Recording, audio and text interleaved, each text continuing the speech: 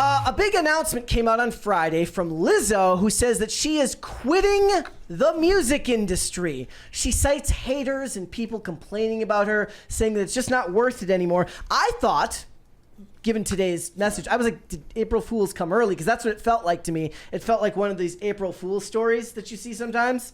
Thoughts on Lizzo leaving the music industry, guys? I'll believe it when I see it. Think so? Yeah. Yep. There's no way. When I see stuff like this, I'm always like, is this just some type of promotion for 100%. Another album, right? Yes. Yeah. So when does the announcement of the quote unquote first final album come out? So this is what she said. I'm getting tired of putting up with being dragged by everyone in my life and on the internet. All I wanted is to make music and make people happy and help the world be a little bit better than how I found it, but I'm starting to feel like the world doesn't want me in it. I'm constantly up against lies being told about me for clout and views, being the butt of the joke every single time because of how I look, my character being picked apart by people who don't know me and disrespecting my name.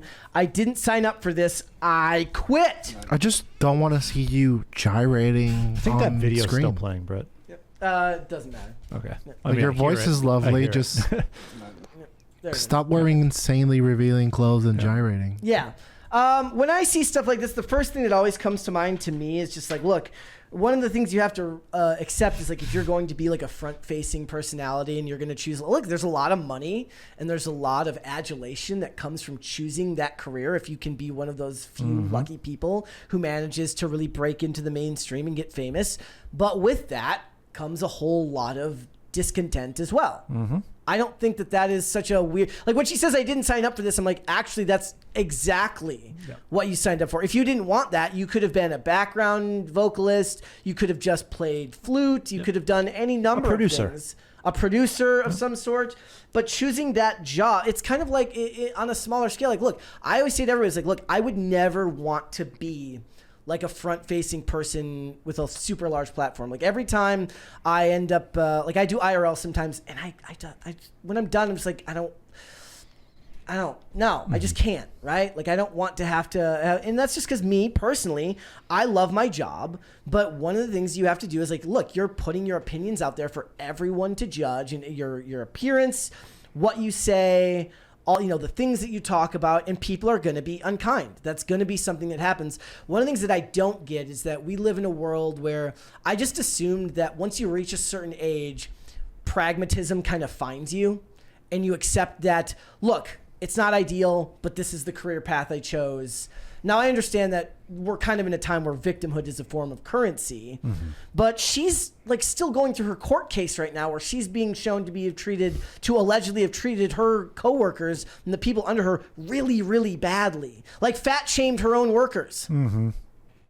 Like, yes. The audacity. Yeah, and physically abusing them. Yes. On top of that, and not in like sexual stuff too, like taking your employees to a strip club in the in Amsterdam where they're like launching bananas out of vaginas. Look, that's female privilege if you can get away with that in this day and age, right? And identity based, like identity politics based marketing in general is already divisive, so you're going to get pushback anyways.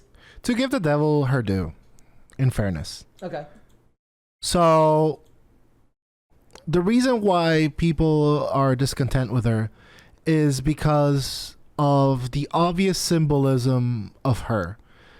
She is and no offense to her, like a pawn by the music entertainment industry to try to normalize and exemplify a very unhealthy and undesirable behavior and lifestyle. And it's all under the guise of her talent, which she is talented. Yep. She has a great voice and some of her songs are very catchy. However, people are mean.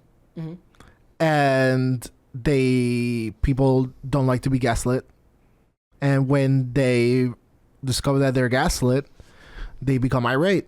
And she can be like, hey, I just want to sing, I have a great voice. You can do that on your own. No, but sure. And I understand the desire to be the best in your field and want to be, very rich and famous and successful.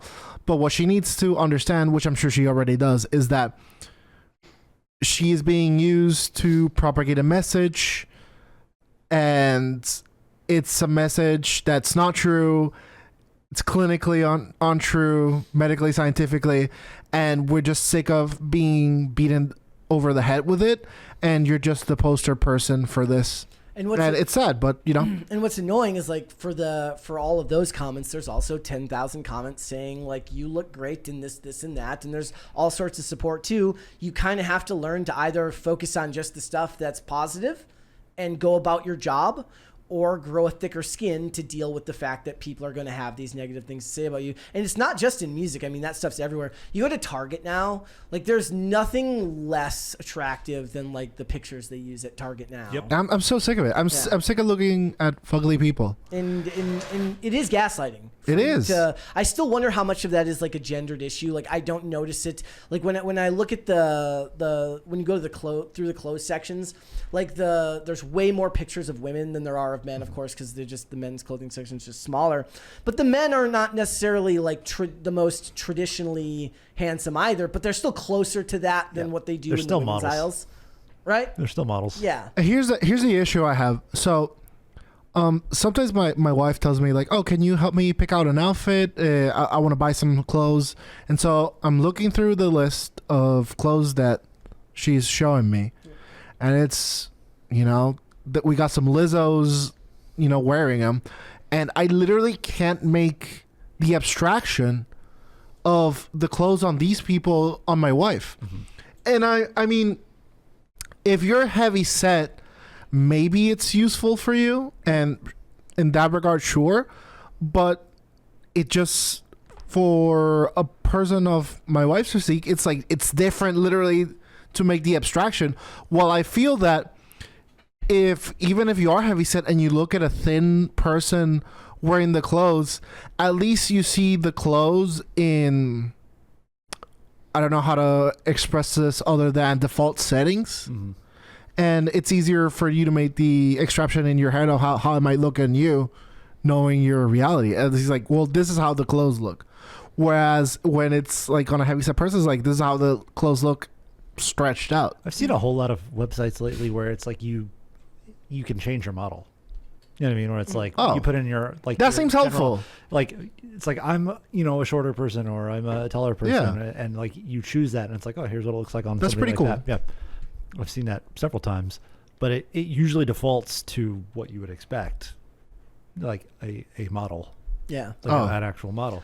But that's funny because I would not expect that. I would expect a fat black chick. I also wonder, like, how much of this is kind of a bit of hypocrisy, because she still has her court charges pending, and I imagine that they would laugh and say that Donald Trump has his own court charges pending, and he's going to go to jail and stuff. But she actually just did a multi-million-dollar fundraiser for Biden, and an attorney for the former backup dancer filed a sexual harassment lawsuit against her in August. So they're saying, why is she doing a fundraiser for Biden 2 days ago when she's got a sexual harassment charge still pending, when a lot of people wait for your day in court and is all well and good, but they don't tend to give other people the same benefit of the doubt. Mm-hmm. In a lot of ways, it says, it's shameful that Lizzo would be chosen to headline an event like this amid such egregious allegations, says lawyer Ron Zambrano. Look, the sad fact is that it doesn't matter, because in Hollywood, they protect their own, mm-hmm. right? I don't know. I look at this and I see Doja Cat did this like a couple of months ago too. They go through things where they kind of like lose their cool on Twitter and then kind of just go off. And then I imagine for the publicist, that's the hardest part, where it's like, okay, this person who I'm handling now just said this thing where it could potentially cost them a lot of money.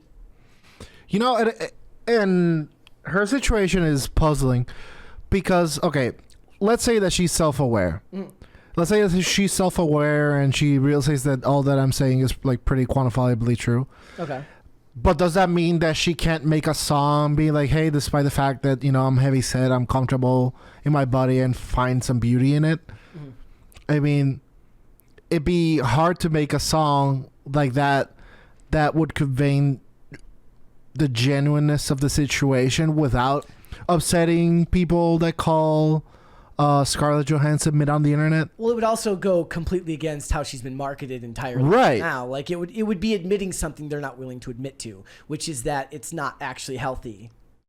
Right. So that's what I'm saying. Like she's kind of in a impossible situation. It probably feels a bit like a prison for her. Like if she is self-aware. Like it probably feels a bit like a prison to her if she is self-aware and would actually like to make some music that calls attention to it, but can't because she's got this image to portray that her sponsors rely on her to do.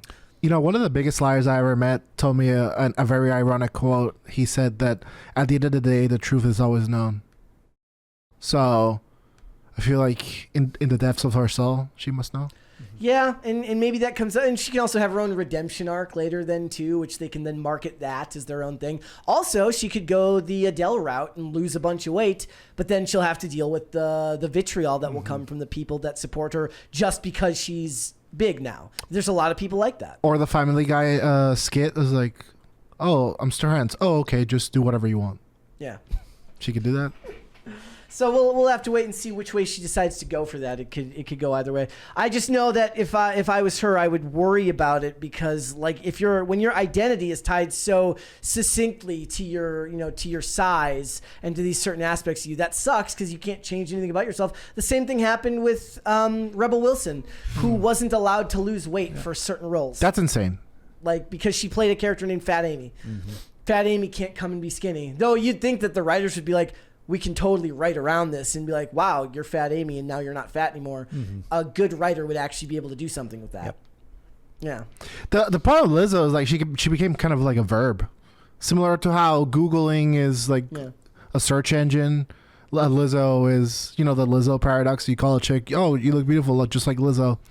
Thanks for watching. Listen to full episodes of Pop Culture Crisis on Spotify. Keep up with us on social media and make sure you subscribe and ring that bell so you never miss the show. Bye, guys.